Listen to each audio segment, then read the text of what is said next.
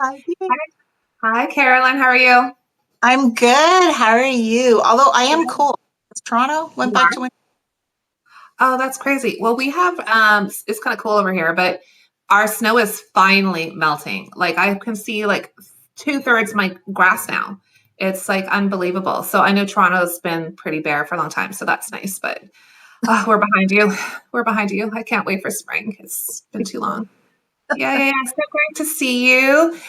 So what I thought we could do as people start joining, hopefully, is maybe quickly kind of talk about who we are because I don't know that everyone knows who we are and what we do. And so, do you want to go ahead?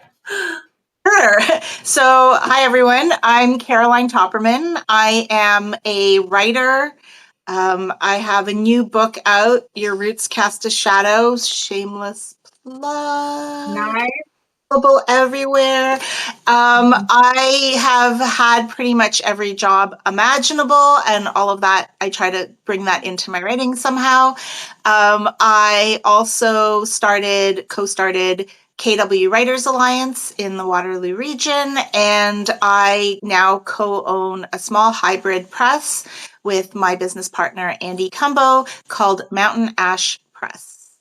Love that. And we're going to talk about your book and writing family stories. And also, I think try to touch on hybrid publishing because I think we need to demystify it a little bit for folks. And do Yeah. feel free to put comments or questions in the chat, and hopefully, I can keep my eye out. I know last time I didn't do such a good job of that, couldn't see everything, but hopefully, I can this time. So if you don't know who I am, I'm Liisa Kovala. I'm the author of Surviving Studhof, My Father's Memories Behind the Death Gate, and Sisters of Winter War, which is a historical fiction. And I'm a book coach, certified by Author Accelerator, as is Caroline.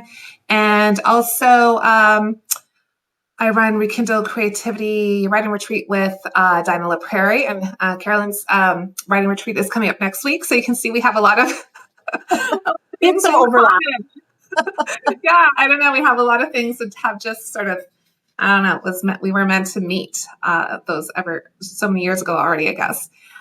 So I lately I've been working on writing a series of posts about working on my dad's story. So we wrote together Surviving Studhof about his imprisonment as a 16-year-old merchant marine during World War II. And so, that was a really incredible journey for me to take with him as he told me his family stories, incredibly difficult. And when we met, you told me about writing your family stories. Can you tell us a little bit about that process and how that came to be? Because it's not an easy decision to write these stories, and it's it's a labor of love, and it takes years and years and years. It's just a much more layered thing than perhaps I know I write historical fiction, but that has its own complexities. But this is really deeply personal. What was it like for you? So yes, of course. So mine actually started a long time ago, and then it was put on hold, and then I came back to it. And so I actually started collecting the stories after my mother died. My mother died in 1995. And Mm. I realized at the time, because I was an adult, okay, technically on paper, yes, but I was a very young adult who wasn't really an adult yet. And I realized that there was so much about her family that I didn't know. And, my grandparents are Holocaust survivors. My mother was born probably in maybe Poland, maybe Russia. Nobody's really sure. And she didn't find out she was Jewish until she went to school because it was just a thing they hid. And so she talked about that a little bit. And although my household was secular, it was definitely a culturally Jewish house. That's how we ran it. Yeah. But what I realized is I knew so little about my family and my grandparents, and I didn't know anything about their time during the war. When I started getting interested in it, 13, 14 books start coming out, and there's like one book, Sally J. Friedman as Herself by Judy Blume, and I was obsessed with that book. And the minute my grandmother found out what that book was about, she was furious. She yelled at my mother. She told her I had no business knowing anything about this, and she didn't want me to know anything. Was that And trying so to protect you? Is like that was? Do you think it was just trying to protect you from all of that history? Her, and I think protecting me, but also her. Okay, yeah, of course. No way she was going to revisit any of that. Right. And that was like shortly around the time that my grandfather died too. So it was just, it was just emotional. Everybody was just emotional. And so in 2019, my dad and I would just, in the mornings, we take the dog out for a walk. It was part of sort of our healing journey. And he would just start telling me family stories. And I think it was his moment to realize life is short, tell the stories, don't hide them. Yes. Yeah. So basically what wound up happening is that I, at that point, I don't know what got into me, but I was like, I need to record these stories because I will forget. So I started just walking around with this little recorder and taking my dad's stories in. And it was my first year of university. So I was just about to start like writing my big university film script because I was in film studies. And I thought I would write about this. Didn't really happen. I actually found it recently. Okay. Surprisingly, a lot of it is in there, but it was not a movie at the time. Anyway, and then I left it, and I think part of it was because I really wasn't mature enough to handle it. I really Right. wasn't mature enough to tackle it. And then sorry, this is a very long story. After I moved to Poland in 2013, it was like these weird memories that these weird memories that were not my memories that I was bumping into on every corner. And when we moved there, I realized, oh, look, that's like the building where my dad lived and my parents got married there. And this is where my mom went to school. And this is where my dad went to school. And so all of this started becoming real. And then that was right around the time when their government changed. And it just became like a much stricter government. It was very ruled by the church. And so I started seeing similar headlines to the ones that I knew my grandparents had seen in the 1930s. And somewhere around there, I was like, I have to write this story. I can't hide this anymore. Like, this needs to be talked about. And it needs to be sort of talked about of how it's still affecting people. Because we said this is, I don't know if you mentioned that it's the 80th anniversary. Yeah. And so, but it's still, even 6-7 years ago, it was still affecting us. Like the headlines were the same. And then a few years later, Russia invaded Ukraine. Mm-hmm. And I would literally see headlines and go, oh, look, someone's plagiarizing my book. Right. My book was not out yet. Right. Right. And so that was sort of how I started collecting all those stories and putting them together. And then during that time, we were cleaning out my dad's storage locker from because he was moving into a retirement home and he had all these papers. And I found this chronicle of events that my grandfather had written, and it was all in Polish. And my Polish at the time, it was good, but it was not good enough to sit and really read this intense book that he wrote. It was never published, but I actually, when I Googled him just for fun, it's at the Stanford, at the Hoover Institute in their archives. Somebody somewhere uploaded it. And so there was more than one copy of it. He had written it. Was it a handwritten thing or was it typed out or what? It's typed out. Okay. Handwritten, we'd be having this conversation. It was typed out. Right. And so there was more than one copy probably. So people maybe in the family had copies. He made copies for some of his friends. I have like an annex sort of where people wrote back and asked him questions about things and gave him their impressions. And so I inherited my mother's copy. But yes, there were other copies. So somebody somewhere must have donated it to some, but I think it was donated somewhere in Europe. And then a lot of these archives they share information. And then the archivist at Stanford, I happened to talk to her. She specialized in Jews that fled the Holocaust, but went east and didn't stay and didn't come to America or South America or didn't leave. And so that's why, because there was a very small number of Jews that actually made it east. And my grandparents survived in Uzbekistan, in Tashkent. Amazing. It's just unbelievable. Like the fact that you have so many family documents that had access to, like, I think that's incredible in itself. And that once you have those in your hand, like, how can we not do something with them, right? Like, there is this like drive to, like, you just don't want to stash them away in a shelf somewhere or in the bottom of a drawer. Like, I feel like it's almost like a sign or a calling to do it. What I'm so fascinated by is you decided you were living, I think, in Vancouver, and you decided, oh, I think I'm going to go move to Poland, which is not the first place people go. Like, I've been to Poland. I did a research trip when I was working on my father's story, and I went to see the concentration camp Stutthof there, and I sort of traced his steps through Poland. And so it's a beautiful country. It's like lovely people. I 100% understand why folks, like a lot of Finnish people, go across the Baltic to go and have a holiday there in Sopot and various places, you know? So it's like a gorgeous place, but it's not the first place I think people think like, oh, I'm going to go to Europe and I'm also going to go and move to Poland. But was there a draw for you? Were you like, oh, I need to do, like, this is what I need to do? People don't do that. I don't know. Maybe more people than I know. Maybe that's where I should go.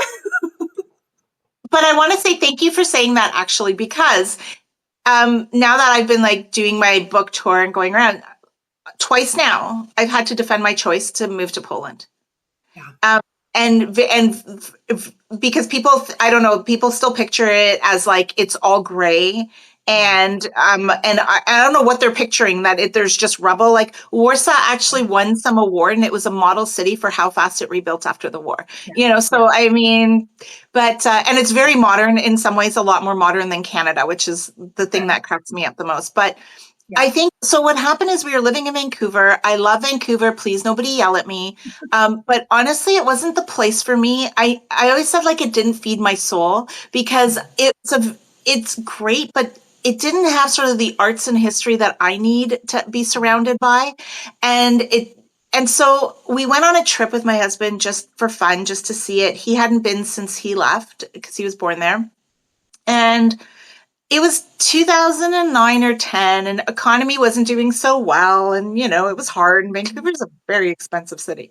And so what I thought, why not? Like, what would happen if we moved there? Like, seriously, what would happen? And Poland at the time, or Warsaw at least, was in this upswing.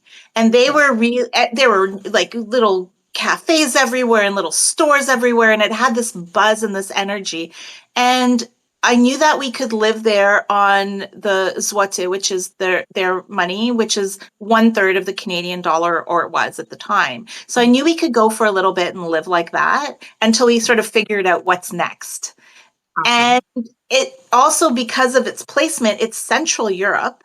So, you know, when I went to Lithuania, it was an $80 plane ride. Right.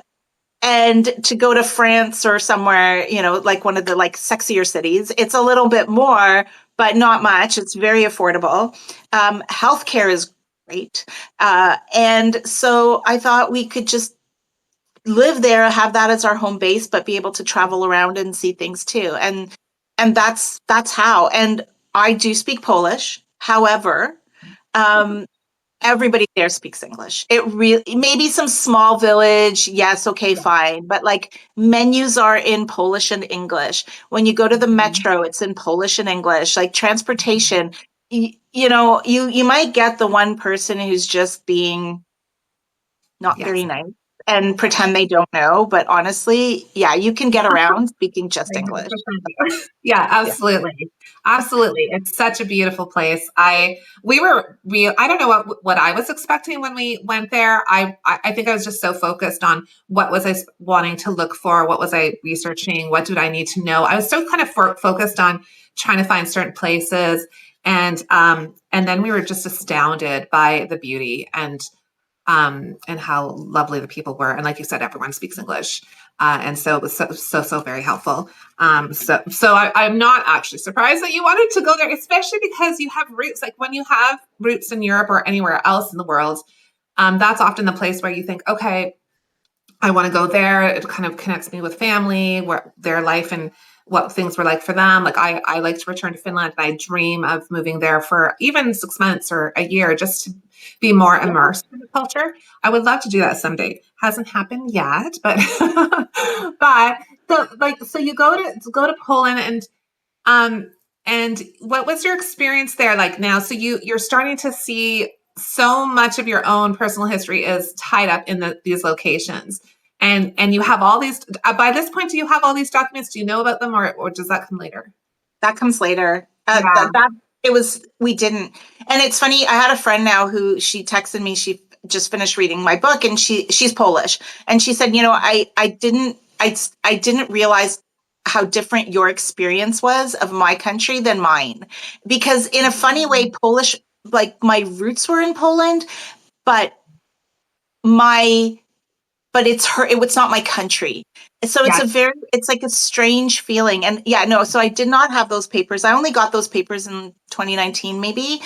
So I had really started writing this book sort of on my father's memories, but before I got the actual things to sort of back it up and give me more depth.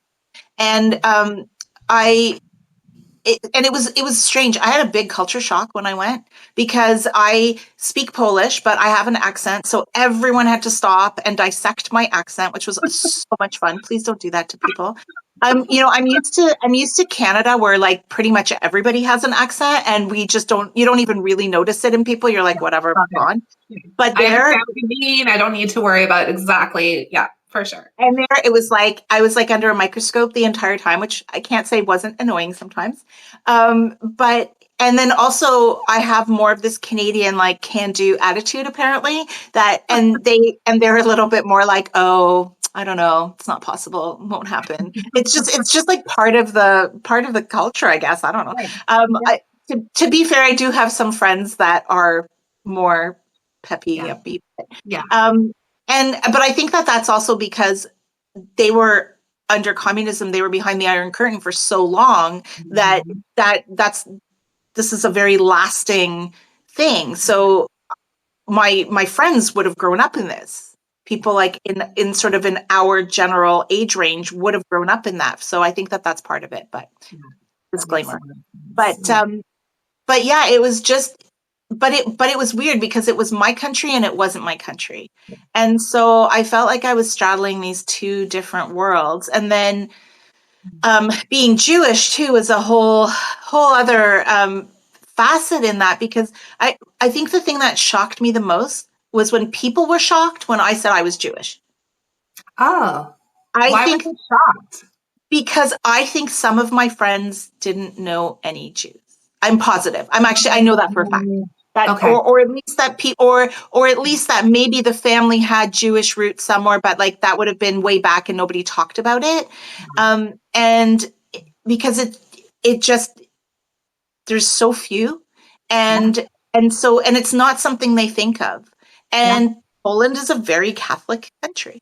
And so I butted up against that a lot. Like that was actually a place where I reconnected with my Judaism even more, just living there, because it was almost like this answer to saying like, hey guys, just little reminder, not everyone does like the church things. Right. Yeah. Yeah. So fascinating. Yeah. It's just a completely different. Well, and I was thinking when you're speaking about like it not being your country, like I always identify myself as a Finnish Canadian because I'm so grounded in my Finnish roots here in Canada. But it's really, the Canadian part is really important because I didn't grow up in Finland. I didn't grow up in that culture, which is different from what the Finns brought over early on here, and it kind of adapted into this Canadian like hybrid thing. And so I think like I'm careful not to say that I'm like Finnish, because I'm not like, I'm 100% Finnish DNA, but I'm not like, I didn't grow up in that country. So although I identify highly within and lots of the cultural concepts and those things, and I'm certain I have, and my family has, a lot of the traits that sort of kind of come with the DNA. I guess I don't even know how that happens. Maybe through all the coffee I drink. I don't know. But it's just, it's something else, right? Like you're part of it, but you're outside of it. And then exactly. And then the idea is that I was born in Sweden, And I was born, like my parents were political refugees because they were kicked out of Poland. Basically, my mother's side was kicked out in 1968, and there was like 25,000 Jews that left Poland then. And so after that, they lived just for a short period of time in Baghdad. Then they lived in Paris, and then they lived in Sweden, where I was born. So it's like, yes, Poland, but it's not like it's not my country. And even though my grandfather, my mother's father, he loved it. That was his home. That was his country.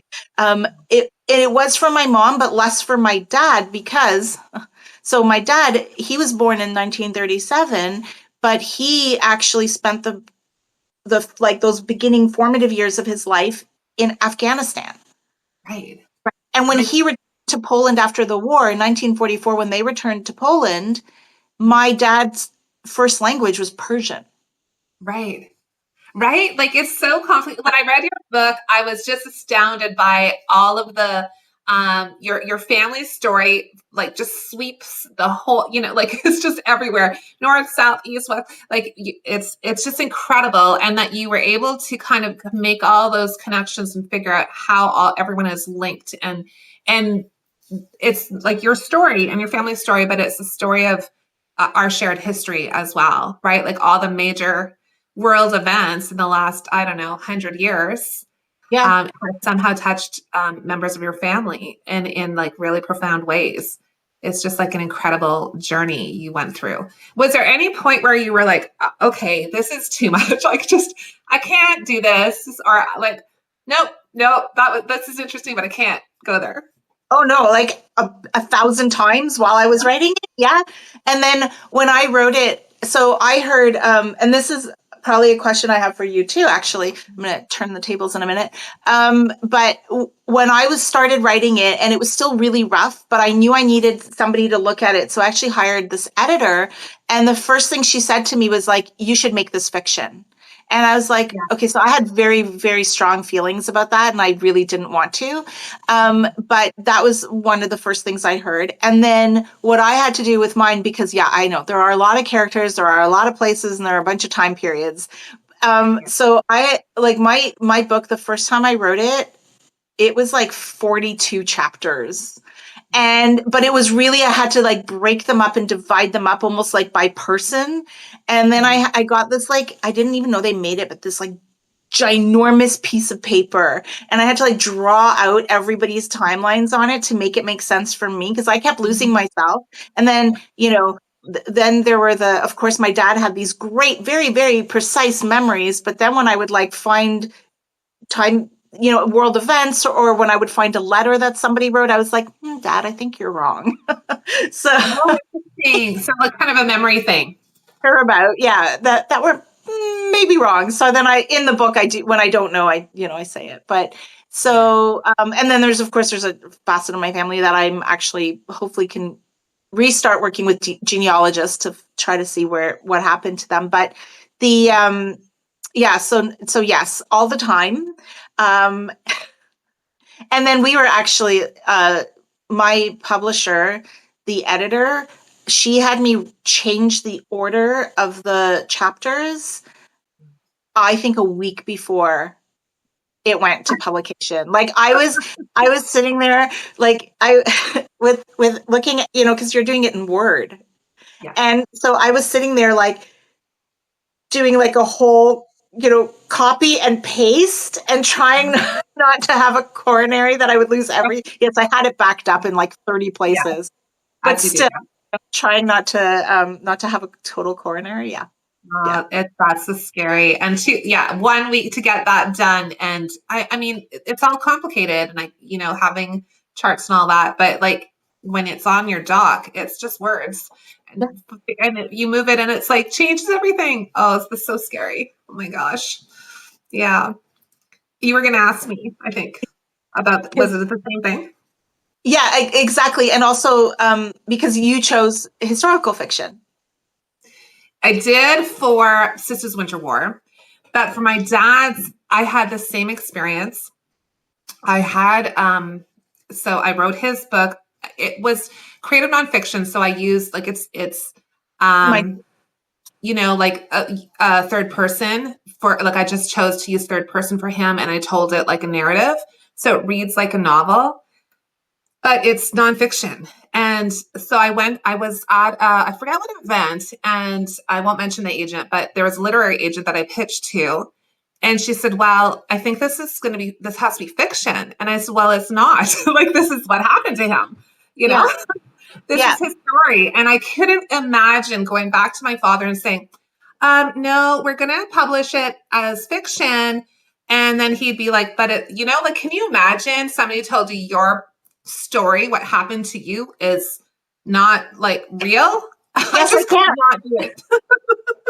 Yeah. I couldn't do it. Yeah, I was wondering about that too, because mine too. I hope mine reads like a novel. I know there's like there are facts and things, but I hope it's like a easy, comfortable read. That was the whole. But then yeah, so you had the same experience that I did. If this should Yeah. be fiction, and Yeah. I don't know, maybe You it know would what? sell more copies, but I don't know. But what I think one of the issues is we don't even have a word like in the publishing industry, really for the category where people write their family stories. We have memoir for ourselves. And I yes, have seen the word family memoir, but that's not like an official term. I think people have just been trying to find a way to. So I sometimes call this a family memoir, but it's not my story. It's his story, but it's still true. And it's hard to describe it except for creative nonfiction being that really big overall umbrella term. So I don't think literary agents and publishers always know what to do with that. I think even though those stories exist, they certainly do. and then yeah, I agree. That's like a big part of it too. That for I yes, I completely agree because mine's not. I mean, I there are parts of me in it, but I don't think they're the most interesting parts. And they're done in a way to link everything together, but really it's their story. And then yeah, so I mean, when I was pitching mine, I pitched it as part memoir, part cultural commentary. Love that. That's But interesting. yeah, because I was like I don't know, but that's the same thing. I mean, so and then I want to know because I know some of your story and how you wrote it and some of the places you've been with your dad and some of the things that happened, but how that felt because so for me the difference is that so my father passed away less than a year ago and he never got to see this book and he's not going to get to see the book that I'm writing now about his family, the Afghanistan part, right? But most of my family were dead. Mm-hmm. My Yeah. my grandparents, my mother. So it was more like I was writing about these entities very close to me, but they didn't have this input. So I'm curious about that difference with your dad because he was there. He was there. Yeah, and I have thought about that because he was 84 when we started this journey together, and it was really because my mother came to me and said, "A family friend wants to write your dad's story," and I told her, "You're going to do it." Like, oh, okay, yes, I am. Which just this little subtle hint that it's time. And I had two kids at the time, like little kids at the time, and they're all grown up now. But and I was 40, and he agreed to do it, and we met every Sunday afternoon, and he'd tell me his stories, and I'd write them down, and I'd cry in the car on the way home before I went to see my kids, and try to pull it together in the driveway. So it was really an emotional journey. But for me, there was a bit of um, a ticking clock because he was 84. His health was okay, not great. His memory was really great for long term, but not as good for short term. Like we didn't know then that he was starting to decline. At one point, he fell in the driveway. He blacked out and hit his head, and he'd had numerous concussions. And this time, he didn't remember anything for a couple of weeks. And I thought, oh, that's it. Like the stories are gone. So there was a time pressure in a way because I felt like I had to get these stories down. And I was really compelled because my kids were little. And I just thought, I can never tell them what happened because I don't know enough. And so I really needed to do that for them. And so I was fortunate because he eventually recovered from his concussion. his short-term memory got worse over the years, but the long-term was still really, really great while we were working on this project. And what I loved was he was able to read every word I wrote. And I would say, let me know if something's doesn't sound like, if I'm not representing this, if I'm not describing this properly, if I'm not capturing the feelings of this or whatever, he had total right to just say no. He never really did. Occasionally I'd get some little minute things. One thing was about a barge and he gave me some notes on that. And, he would tell me a few things and, but not any of the big things. There was one story he was going to tell me and he said, don't write this down. And of course my spidey senses were, I think I might need to look. And I said, well, how about if I just write it down? And then if you don't want it in the book, you just let me know. And I said, I will take out anything that you don't want there. And so he agreed and I wrote it down and it was really, really emotional for him. It was a really, really difficult story for him to tell. And then once he'd said it and he read it in the draft, he was happy with it being there. But there was something about the telling of it. He needed to release it in order to let other people read it. Right. So it was such an emotional journey. I was thinking the other day, could I have written this book without him? I might have been able to get some facts, some information, some historical details. Like I did a lot of research about the Finns in the concentration camps, and I, so I know sort of the history in the background. But it would just have been a completely different project because I wanted to tell what happened to him, and I think that would have been really, really challenging. Yeah, I agree, and I'm sort of in that boat now because my father, passed away, and so all I have are the voice recordings, but I was literally trying to record my dad like last moments in the hospital of whenever he would suddenly be a little bit more lucid and tell me a little bit of a story, like my phone was getting yanked out so I could just grab more of his voice. So you're right. I don't know how this story will be a lot different because he was my last person that could give me any information, even though he sort of told me about my the other family, but yeah, he was that was it. So now I'm sort of entering that field on my own. We'll see what happens. Yeah. It's a whole other way of looking at it, but I think totally important and to do and worthy of doing. And he'd be so proud of you for doing this work. And and I love that you have his voice. Like that's incredible. Like just that alone makes me just feel like tingly, like tear up. And yeah, so it's just, I think maybe what people don't realize, I mean, I don't know, maybe they do, but when they're reading these family stories, I don't know what to call them, family memoirs, whatever they are. We need a term, whoever's out there in charge of titles. Family is not good enough. It's not right. It's not quite capturing it, is it? We need something. But whatever this is, like, I feel like, there's having it written down and having it bound in a book and being able to give it to people is great. But actually, to me, it was everything that happened before, like that whole, like the research, the going to Poland and Germany, spending time with my dad, all of those things, like that is the part that is this is the most important book I will ever write. And it was my first book. Yeah. Like after, like, is it the best book I will have ever write? Like in terms of, I don't know, literary things, structure, I don't know, but like, it doesn't matter to me because it's so deeply personal and for our family.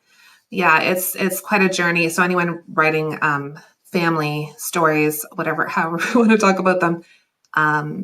It's so worth doing, right? Even when you struggle with the telling of it and the doubts. I remember did you have a moment like this? I remember having a moment where I must have sent my mentor at University of Toronto, Alison Ladd. I was working with her on this book while I was doing a graduate, like a certificate of creative writing. And I remember, I don't even remember what I wrote in the email. I must have sounded panicked because she called me at work during the school day, like I was a teacher. During my lunch hour, I took a call from the office. So like, it's a little bit different than just calling somebody at home, right? Like she calls the office, sees if I'm in, and I get this call from her to walk me off the ledge because I was feeling like a little breakdown. And my worry was that, like, how can I tell this story when it's not mine? And what if I'm wrong? And what if I say the wrong thing? I had that whole breakdown. And she's like, as long as you capture the emotional truth of the moment. And that stuck with me. Is like, is this emotionally true? I don't actually know if the sky was blue. I don't know. But in that moment, when the dark clouds rolling in is the emotional truth of it, right? So so she did walk me off the ledge, but I had moments like that at the beginning that were terrifying, and yet I felt this kind of pressure to finish because I needed it. I needed it done. That's really interesting. I mean, I did too. I think there were some things I fact checked. Like there was one of the editors early on, she said to me, she's like, I needed to know a little bit more what the terrain looks like. Cause like my family was fleeing east. They were in like cattle cars, all of that. And so I actually sat down with a map, and thank goodness for like, you can walk through with Google now, right? And so I basically did that. I really did that. And I looked at these little towns, and I did these little walkthroughs just to get that feeling and putting that in. But yeah, I definitely did that. And actually, like, to plug us, but not to plug us, I think that especially this kind of story, I would recommend working with a mentor or a book coach, like somebody that you really trust, that they're not going to change the story, but they're going to help you access the story and talk you off ledges. And I had the same thing. The person, Susan Scott, who mentored me through mine too. And I came with her with all these papers, a lot of words written, but like I just basically came with a knapsack full of papers, and I was like, help me, please help me put this down on paper. And not that I couldn't, not that I wasn't capable. It has nothing to do with that, but it really was because you fall down these weird emotional rabbit holes. And then you wonder if maybe, am I saying too much? Because I obviously had letters too. And I'm not going to put the whole letter in, but I need to figure out what's really the good part of the letter without sort of slandering my entire family. Not that that was never an intention. But, Exactly. but you have to worry about that, as well as then feeling super emotional. And for me, the emotional parts that caught me off guard, it wasn't my mother. I mean, that was some of it, but it was this, like, there were a couple moments that I wrote about with my grandfather, my mom's father, because those were my grandparents, but with my mom's father. And I had this one moment, I was just writing this one memory, and it was sudden, like, tears. I had to put the book down. Like, I had to walk away. I couldn't look at it for like a week. And then I would just come back and like write 3 words and then move on. And I think because you're trying to capture that, but you're also trying to convey that so people understand it. Because I think the hardest thing when we're writing these kinds of books is that idea of like, well, I don't really care about your family. And I'm sorry. And I don't, I do. I know what you mean. But the wider world, do they really care about my family? No, they don't. And that's okay. So it's finding that perfect balance of trying to convey why they should care about this story, right? 100%. And then also so tying it in so that they can see themselves in this story, and they can relate, and they can get just how emotional you are and the importance of the story. And that is much harder to do than like any other genre, I think. Yeah. Sorry, I'm probably going to get yelled at for saying that. But literally, like, I have to make them care about my family. And my mentor laughs now because she's like, she'll just look at me and she'll just say, your family is now permanently in my brain. So thank you for that. It's true. But I think there's something to that it is one of the most difficult genres to write, like, because it's so deeply personal. Everything you write could have an implication on other family members, possibly, depending on what you include, what you don't include. Like, there's a lot of choices to be made in that way. And I included other folks in the memoir, in his story rather. And in fact, I included one of his best friends who lives in Finland and who has recently passed away. But and I neglected this is such a newbie mistake. I neglected to contact him and say, is this okay? Because you're like featured in the beginning of the story. And it turns out that he was really, really pleased, but it could have gone another way. He could have been like, how dare you? And why, so I made some early choices that, and no one really said, hey, you should contact these people that you've included. And I didn't, and it's been fine, but it's not like you say, I haven't slandered anyone. They're all in positive lights. But it's so difficult. And then when I went to write historical fiction, even though there's lots of research, and anyone who writes historical fiction knows, like, there's so much happening behind the scenes to just create that world before you even write your characters. And that's difficult in its own right. But I felt like a bit of relief because I could make up anything I wanted about my characters. I could make that anything happen to them and it's fine and no one's going to come back on me on it. Like, I was just like free. So, like, full disclosure, I actually did. Everybody knew, I think, that I was writing a book, but I didn't either. And then for me, I reasoned that most of the people were dead. So that was fine. Like, I wasn't trying to paint anyone in a bad light.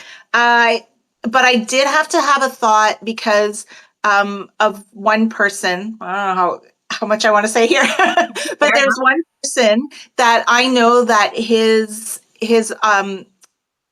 kids could have been very upset with me because I don't necessarily portray him.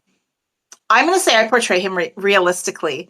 And, right. And then I had to have this thought to myself, like, if a part of my family never wants to talk to me again, will I be okay with that?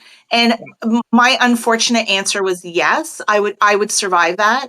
The one person that I was really worried about, and she's barely in it just because of how the story works, but my sister, I was really careful about not really putting, I mentioned, that her children were born, but I kept that very clean. Yeah. But it was just because I didn't want to, because I'm close with my sister. So, but I thought with the other family members, I didn't actually want their input either.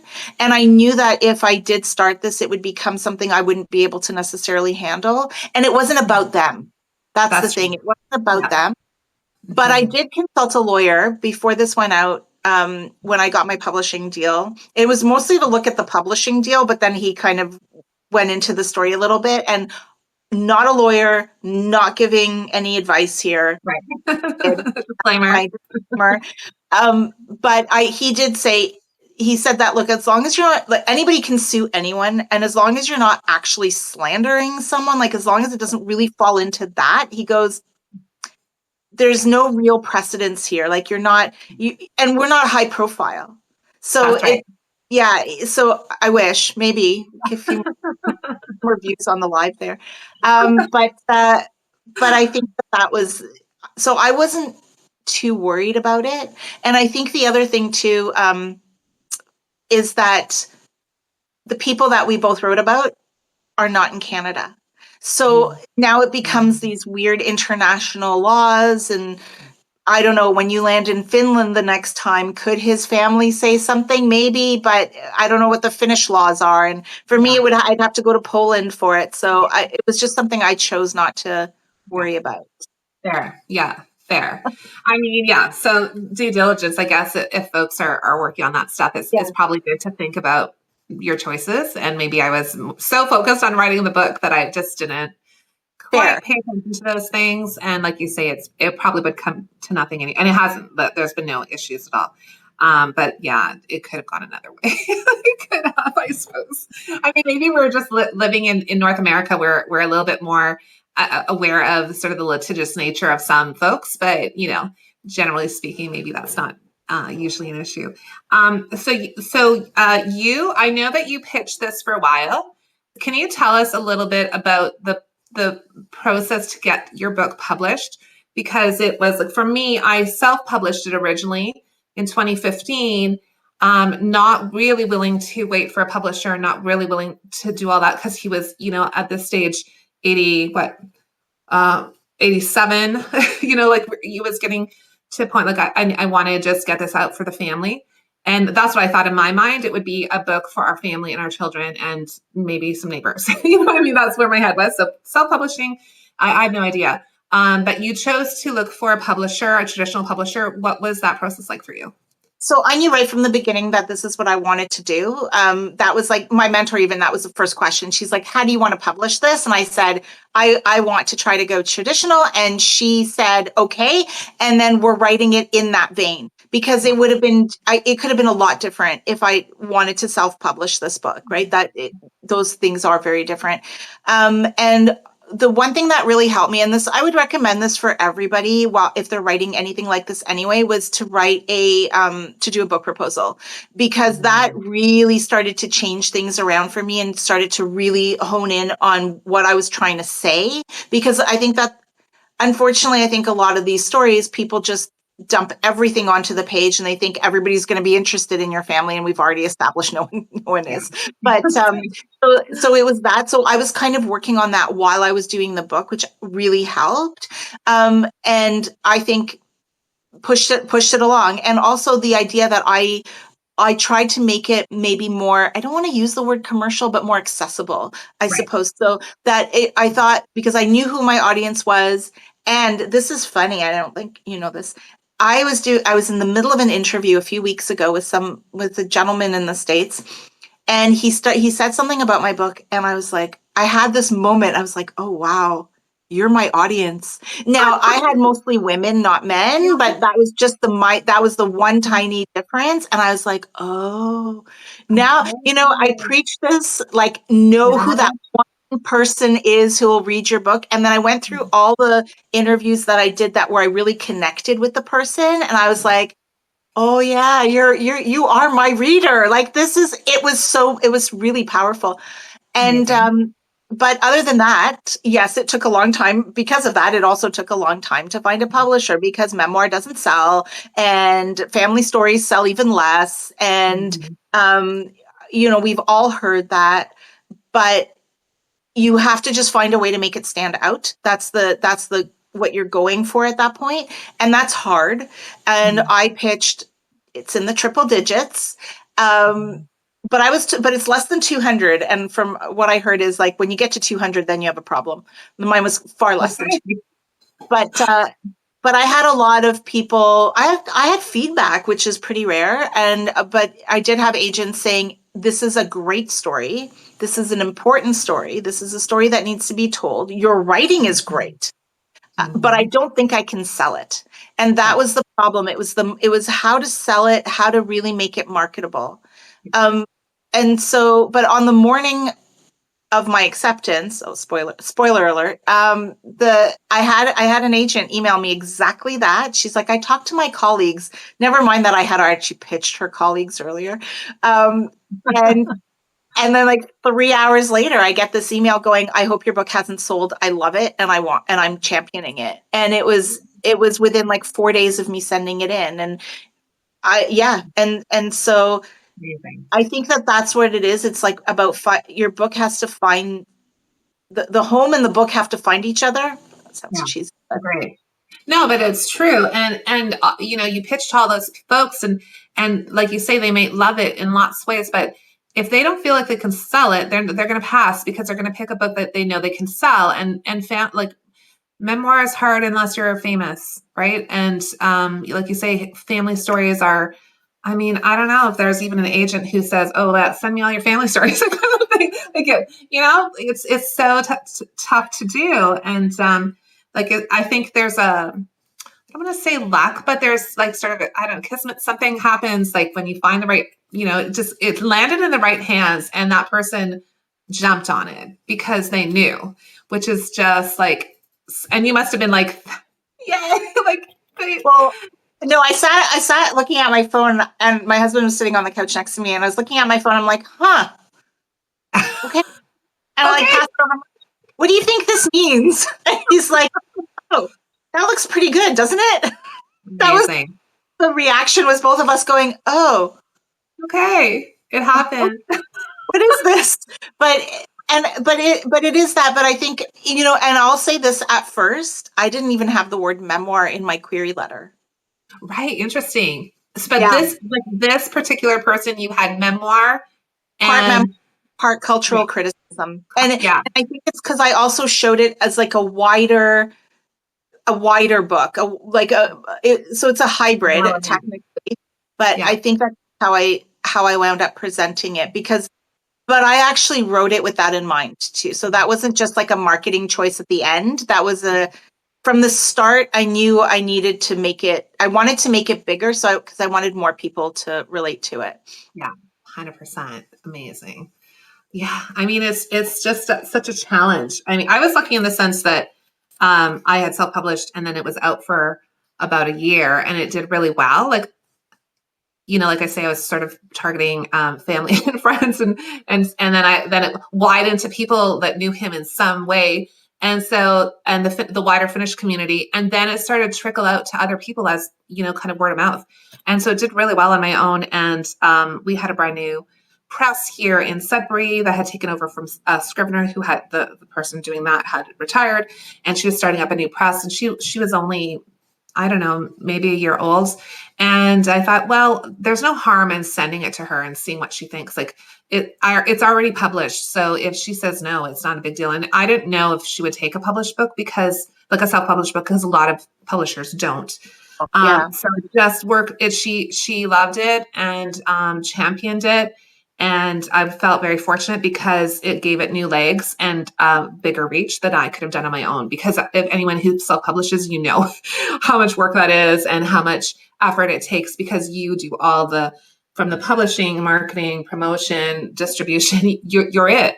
You do all the things. And it was a great learning experience for me. But I was quite relieved in a way when she took it on. So she could help me with all of the things. So I love the idea that you are thinking of this. I keep calling it a memoir, thinking of it as hybrid. And is this a good enough segue to move from hybrid book that you wrote to hybrid publishing, where you do work? I think so. I think we can do it.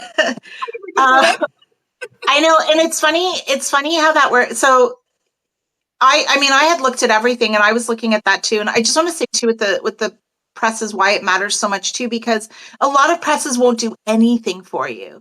And my press is great, but also I'm sort of nearing the end of what they're doing for me. So now a lot of it is on my own. So I just submitted my book to a local Toronto contest today, and so that's the kind of thing that, just a next little disclaimer, you're still doing a lot of it yourself. 100%. And in fact, I asked my publisher to submit somewhere for me. And he's like, actually, he goes, coming from you it's going to be stronger.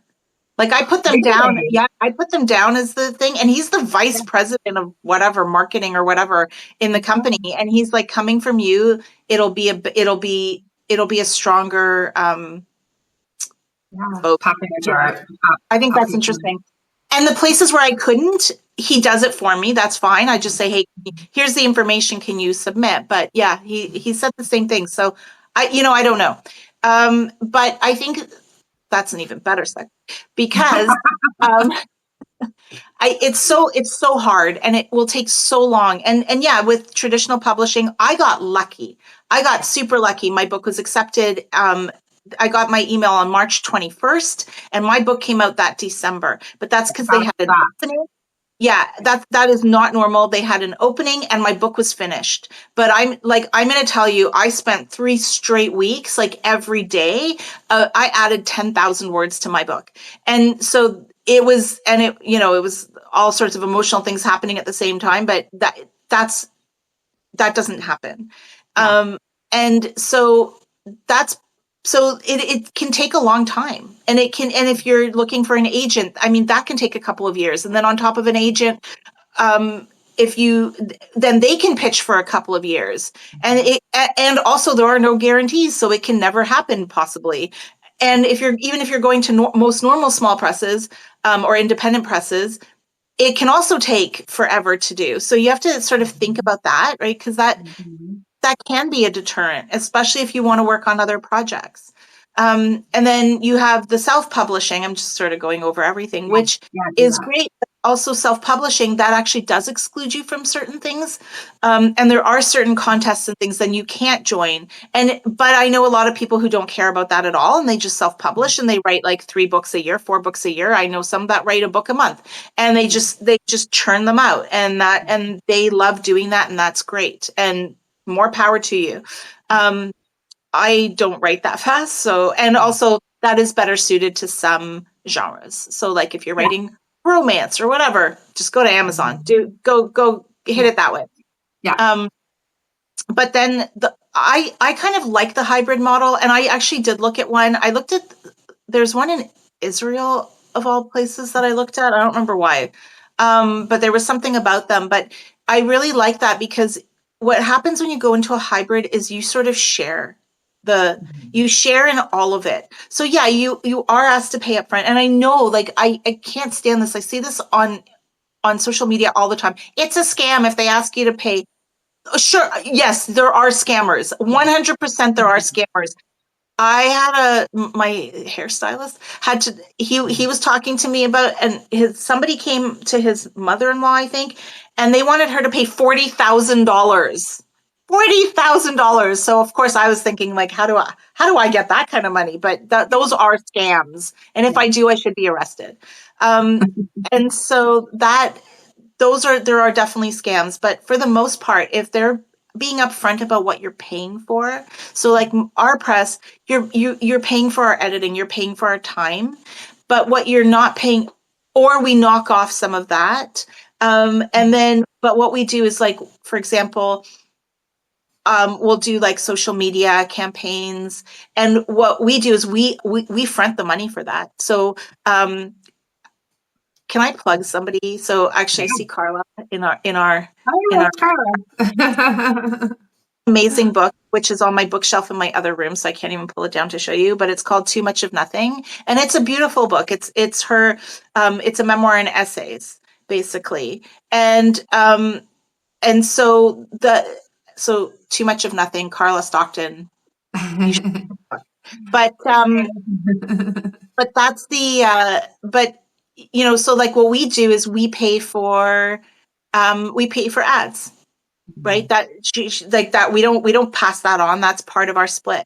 For mine, what we decided to do is not to do a forever and ever for the rest of our lives royalty split, because that, again, that's a lot. That's a big commitment too.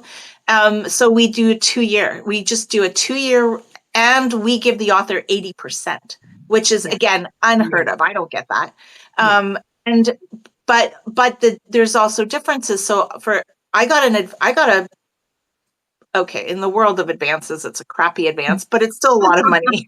But I got an advance, so where you're good. And I know, and on the one hand, we're laughing like it's good, but on the other hand, I have the pressure of having to pay back my advance. And if I continue to write books that say don't sell, and my advance doesn't get paid back, no one's going to want to take me on, right? So there are these big pros and cons that you sort of have to think about that you don't necessarily know about. And so, like, you have to do your due diligence, and you have to make sure that you get along with the people that you're working with. But there's like a huge She Writes Press, right? That's like one of the big ones right now that is a hybrid, and they have a very specific model. And yeah, you're buying in, but they're buying in too.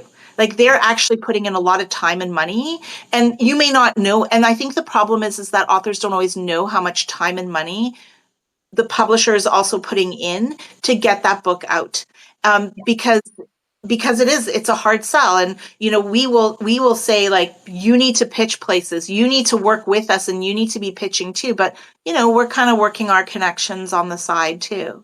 So don't just because you need to pay, don't automatically think it's a scam. Seriously, it may not be. I think so much of what we know about self-publishing and hybrid publishing is fairly new. It comes from a long time ago when self-publishing was starting, and we called them vanity presses, and people paid to play, and they were just putting out garbage.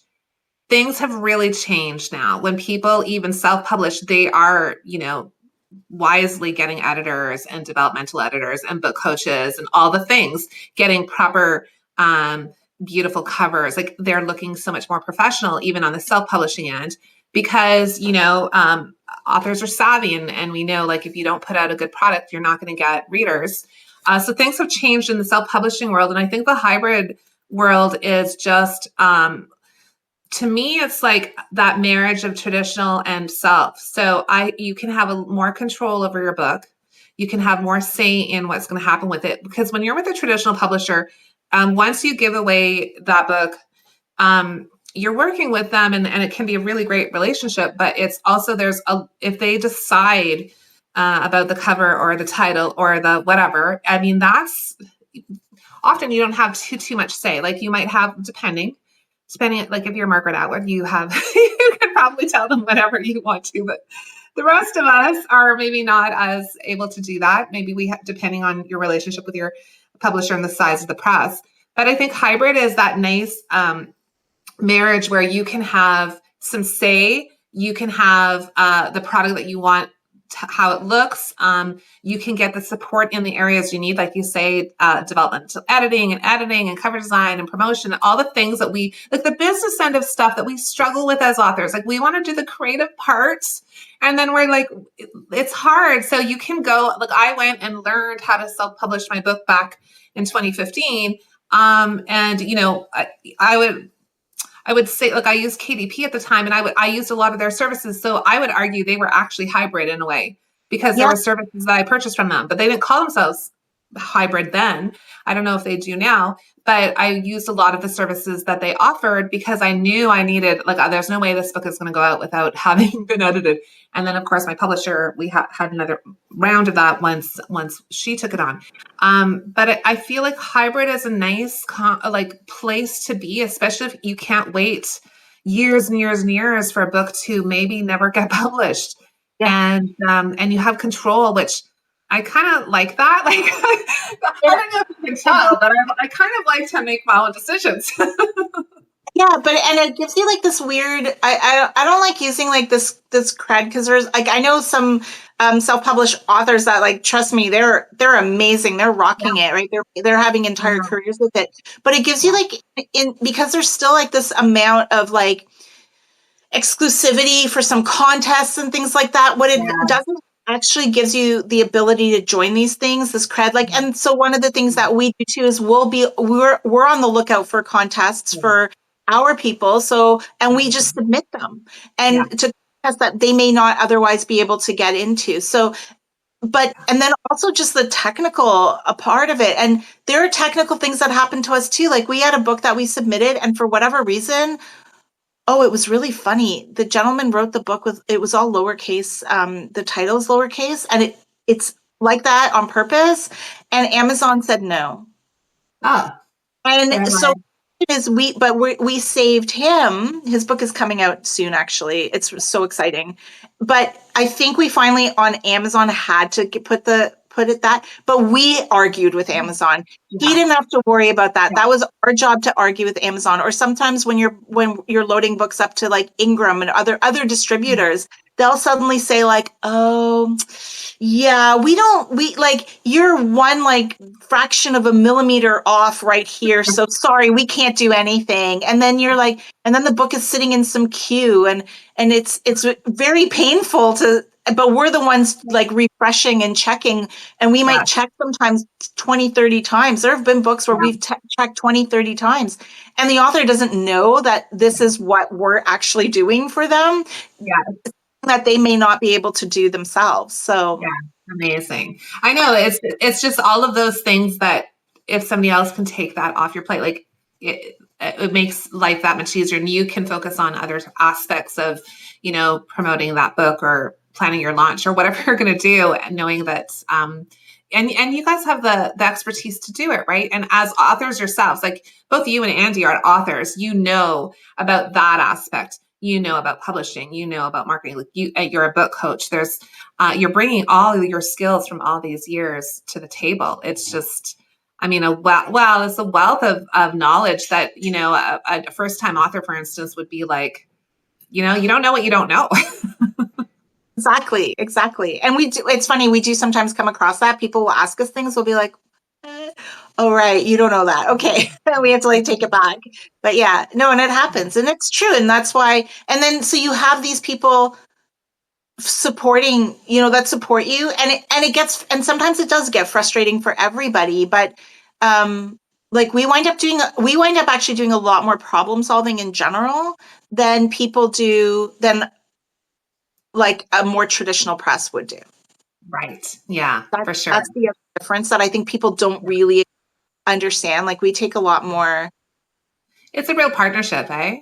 Yeah, it really does become that. Yeah, amazing. And I just wanted you to get a chance to plug your retreat. I know it's probably already, I'm going, so I'm just so excited about it. But I know it's probably full already. But do you do it every year or every second year? What's the We don't know yet. don't know We yet. just kind of, it's not like yours, like where you guys are pretty consistent with it. Ours is, I don't know. I don't know. We'll see what happens. It was sort of like after the first one, I thought, okay, that was fun. I don't know that I want to do one again. And then at some point, enough people were asking, so we said, okay, we'll do another one.